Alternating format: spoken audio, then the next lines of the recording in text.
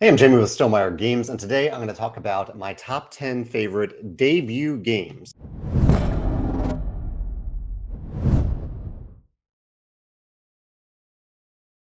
So these are these are the first published games for 10 different designers, games that I really, really love. There are games that I left off this list that I also love. There are games that I'm probably not aware of were a designer's first game. It's a little hard to search for. But and really for many designers, I found this to be somewhat true. I'll talk about this in the video a little bit more, but I found that what I perceived to be a designer's first game oftentimes turned out not to be their first game. If you go to Board Game Geek, you can look up designers, like think of your favorite designer, think of what you think is their first game, and you might find like 10 other games before that, or a couple other games before that didn't make a splash at all. But every now and then, a designer's very first published game makes a big splash. So I'm going to talk about these games and why I think, just some general thoughts about how to make a splash with your debut design. Yeah, let's jump right in, I guess, and go to the honorable mentions. I have Neuroshima Hex by Michał Oracz. I'm going to mispronounce some of these names. Villagers by Haakon Gaarder. Hive by John Yianni. Cascadia by Randy Flynn. Skoventyr by Morten Monrad Pedersen. And I'll put Viticulture on there. That was my debut published design by me, Jamey Stegmaier, Viticulture. Yeah, let's jump over to the top 10 list here and start to look at them. So many of these games are heavier games, surprisingly. So they're kind of impressively heavy for a debut design. But it is sometimes just as difficult to design a really streamlined game like Hanamikoji. Hanamikoji is by Kota Nakayama. It was Kota Nakayama's first published game, and it is a very streamlined two-player tug-of-war game where you're trying to influence 7 different geisha using cards and a very limited action system that is really, really nice. You get 4 different tiles over the course of the round. You must use all of those tiles, and several of the tiles do things like they say you get to choose 1 card to play, and the other player, you get to play 3 cards, and the other player chooses 1, and you get the other 2. And those cards are the cards that exert influence over the geisha. I think it's a very restrained game. It does exactly what it needs to be and nothing more than that. And I think that's rather difficult to do with a debut design. I think it's oftentimes a great thing to do for a design that you don't end up publishing. Like, I think it's good to design games before you actually seek publishing for your first game that you want to publish. So that's why this list is about games that it's a designer's first published game, but it is almost certainly not these designers' first games that they ever designed. Going through that process of designing a game from scratch multiple times before you decide, oh, this is the one that I'm actually going to pursue publishing with, I think will result in a much stronger product, and probably a much stronger and much more marketable product as well, because you'll probably have done a lot more research then and played other games and understand what other games are already out there. But anyway, that's Hanamikoji at number 10. At number 9, I have Lost Ruins of Arnak, which is the co-design between Min and Elwen. It is their debut design, made a huge splash. Many of these games are in the top 100 and top 200 on Board Game Geek. This is definitely one of them. This is a deck building exploration game, and I really like a lot about the game. But one thing I wanted to highlight is that it's clear to me by playing this game that Min and Elwen had played or had heavily researched a lot of other deck building worker placement games. It combines deck building and worker placement in some unique ways. And they didn't just try to do the same thing that other deck builders were doing. In fact, they poked at deck building and they said, why, when you gain a card in a deck building game, why does it always go to your discard pile? Why couldn't it go someplace else? Why couldn't you use the benefit right away? Why couldn't it go on the top? I'm forgetting right now if it goes on the top or the bottom of your deck. It's one of the two. In Lost Ruins of Arnak, that's where it goes. It doesn't go to your discard pile.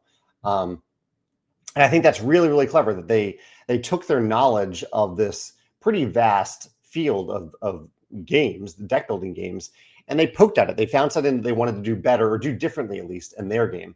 And I think that's a huge sign of a really strong debut game. When you know the other games in the market, you know the genre well that you're designing in, and you decide to do something different and innovative and arguably better when you debut your own game. And I believe that Lost Ruins of Arnak did that really well in multiple areas, but that's one of them. So that's Arnak at number 9.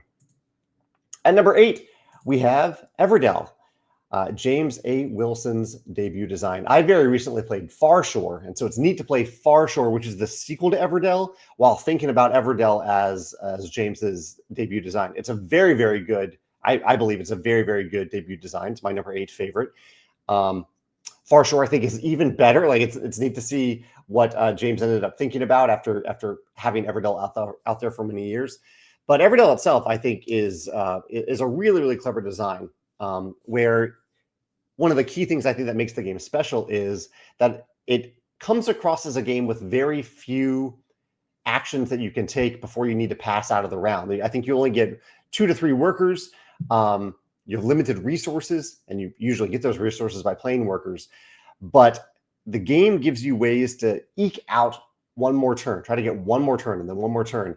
It has this optimization that you can learn from the more that you play Everdell, and that is really satisfying. I think James also does something really clever with the game, which is he expands each player's hand by creating a display of 8 face-up cards that are essentially in your hand. So whenever you want to build something or add a new card to your village, you aren't limited to your personal hand. You also have this public hand of cards that you might choose from, and that you really might choose from over your own hand of cards because someone else might take that card that you want. So you aren't just reserving that card, putting it in your hand, but oftentimes you are immediately putting it into play. I think that was a really clever mechanism for increasing a player's agency over what they might be able to build.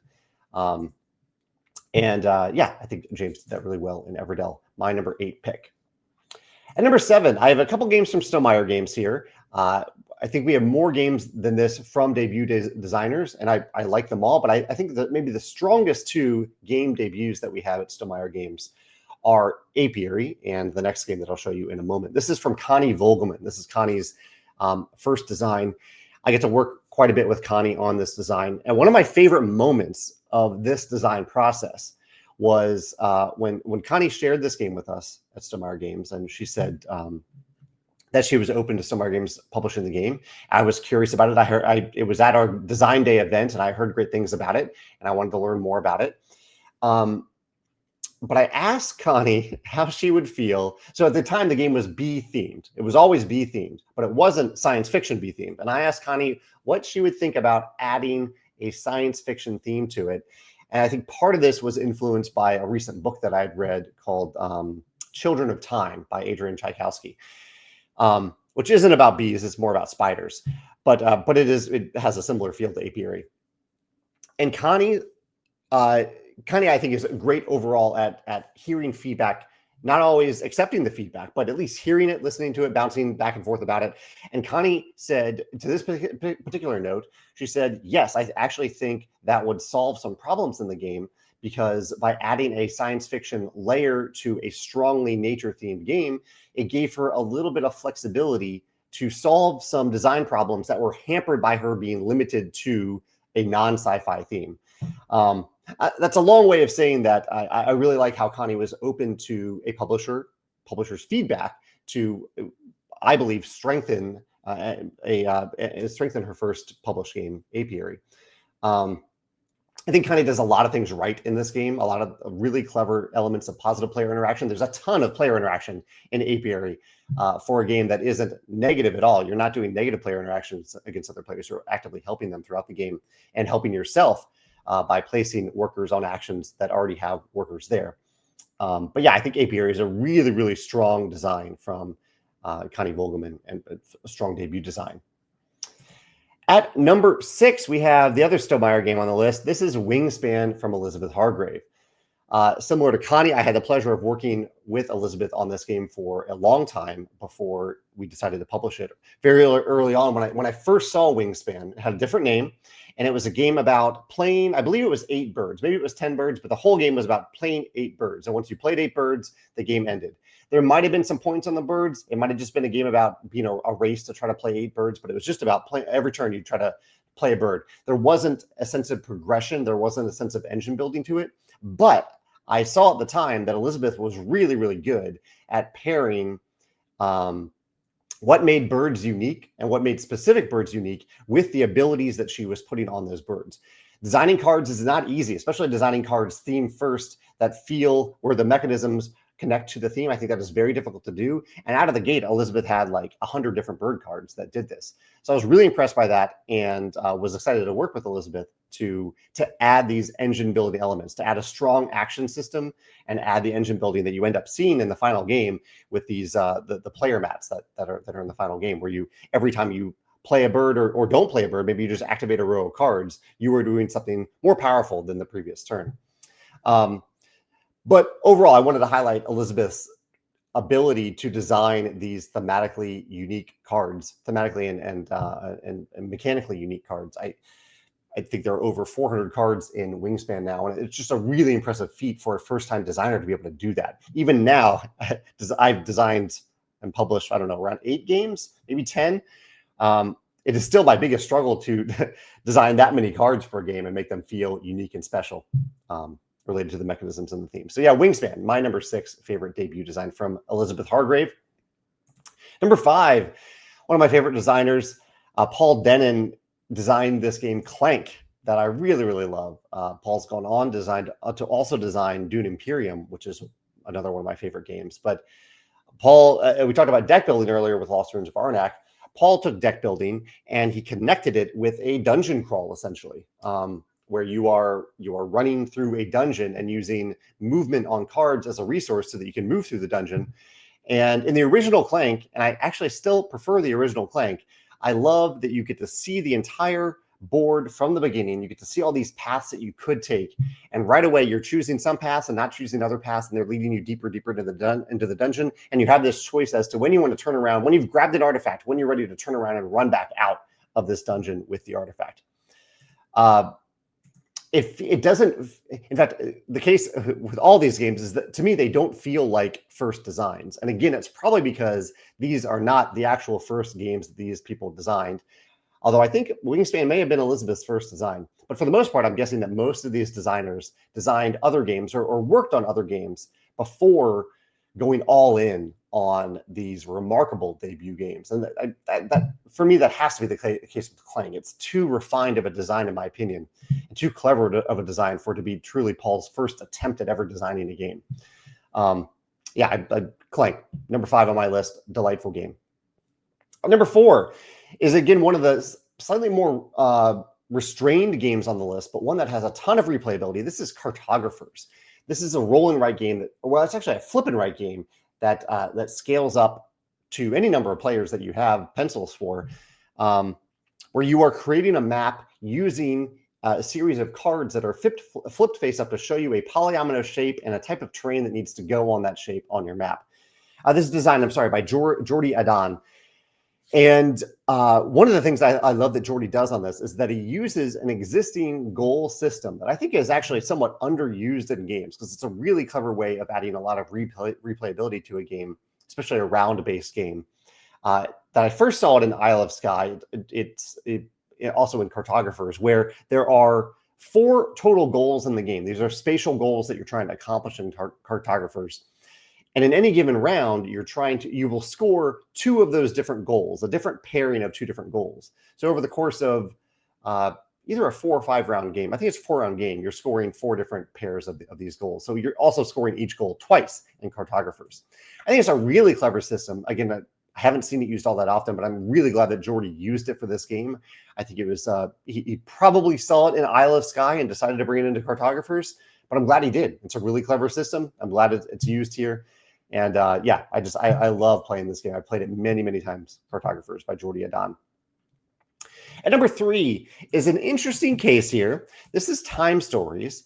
The person on the box is Manuel Rozoy. Sorry, Manuel, I'm mispronouncing that name. But on Board Game Geek, also credited here is Peggy Chassanet.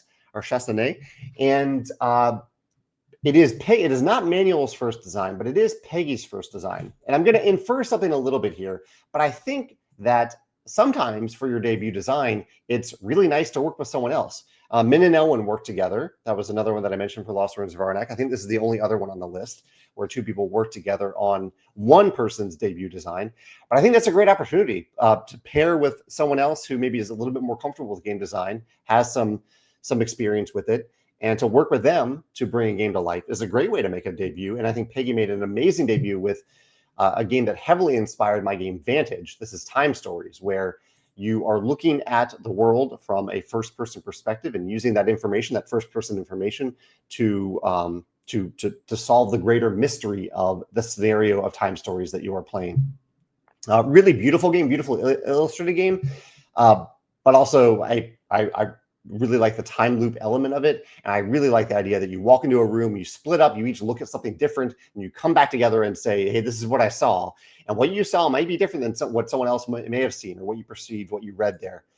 Really clever system, and a lot of creativity from both Peggy and Manuel. Great debut design from Peggy Chassanet. And number 2, back to restrained designs, So Clover from Francois Romain.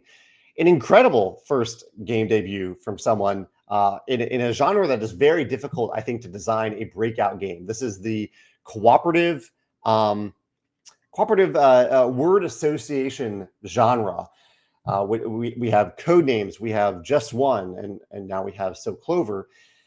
Really difficult to design something that feels fresh and new, where players feel clever in multiple ways. You feel clever in So Clover when you are writing down your clue words, and you're taking this pair of words, and then you get to write down a single word clue to get people to guess what that pair is. And then you also get to feel clever when you were trying to decipher what cards go in what places on the clovers when you're trying to solve what another player wrote down. Clever in 2 ways, nearly infinitely replayable, I think, due to the combinations of cards and how they can come out on your clover. Just an exceptionally clever game from Francois Romain.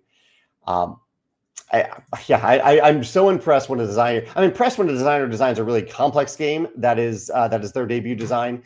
But I think I'm even more impressed by a designer designing a refined, restrained game like So Clover that takes off in the way that it did for Francois and for Repos Productions.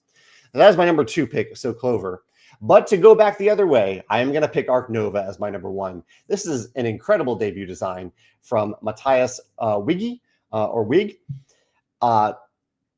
it incorporates elements that are in other games for sure. Like it includes the dual track from Rajas of the Ganges.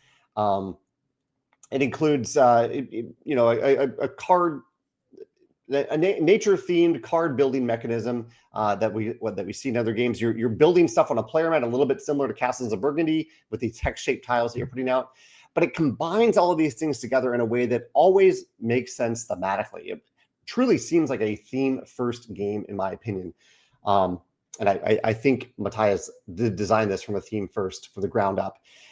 And the thing that I am continually amazed by in Ark Nova when I play it is how well the cards are designed. Like the cards incorporate all of my favorite things about a card-driven game, where cards have they have a cost on them, and that cost sometimes has a threshold that you need to have met to be able to play the card. Like you need to have certain tags to play certain cards, and then when you play the card, often has a comes into play ability. It might have an end game ability or end game points. It might have an income ability, and almost every card that you play in Ark Nova has in kind of like Splendor, it has it has a tag that you can play to meet those thresholds for other cards. So there's this wonderful order of operations of which card do I play first? Do I play this card first, or do I wait until I can make it a little bit cheaper by having this other tag that I've gained in the game, that I have this tag now, so I can play these cards cheaper? Just a wonderfully designed cards. And again, similar to Elizabeth and Wingspan, Matthias designed hundreds of cards out of the gate, all of which seem to be theme first designs. Really an incredible accomplishment in Ark Nova, the number 3 game on Board Game Geek right now. Matthias Wig's first debut design. Very, very impressive. Now I do have another video about tips for designing your first game, and I do stress in this video, I'll link to it, you can see it at the end tag here, that this video is about designing your first game for the purpose of going through the design process, not for making a splash with your first published game. Because I really do think it's helpful to go through that process, design a few games without the intent of publishing, just to go through the process to learn what it really takes to design a game from the ground up. It isn't just an idea. It's also about going through the playtest and iteration process.